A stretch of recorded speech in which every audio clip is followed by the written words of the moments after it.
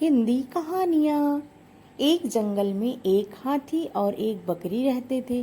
दोनों बहुत पक्के दोस्त थे। दोनों साथ में मिलकर हर दिन खाने की तलाश करते और साथ में ही खाते थे। एक दिन दोनों खाने की तलाश में अपने जंगल से बहुत दूर निकल गए। वहाँ उन्हें एक तालाब दिखाई दिया। उसी तालाब के किनारे एक बेर का पेड़ था।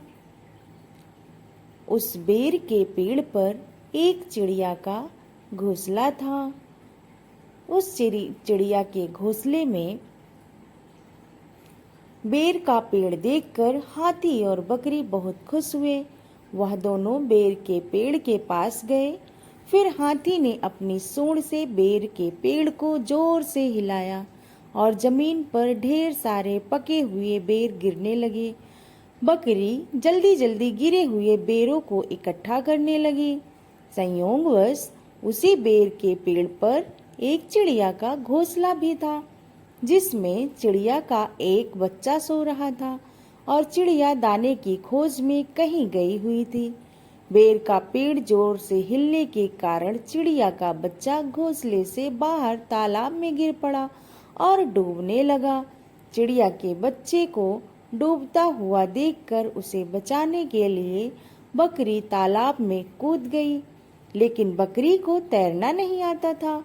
इस वजह से वह भी तालाब में डूबने लगी।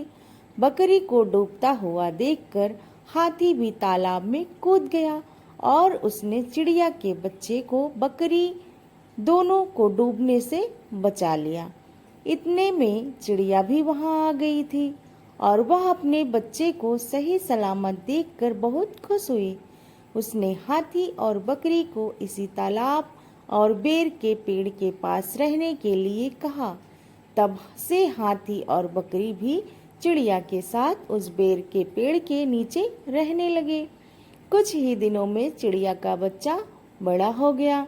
चिड़िया अपने बच्चे के साथ जंगल में घूम कर आती थी और हाथी और बकरी को जंगल में किस पेड़ पर फल लगे हैं इसकी जानकारी देती थी। इस तरह हाथी, बकरी और चिड़िया मजे में रहते और खाते पीते थे। कहानी से सीख, हमें किसी का बुरा नहीं करना चाहिए।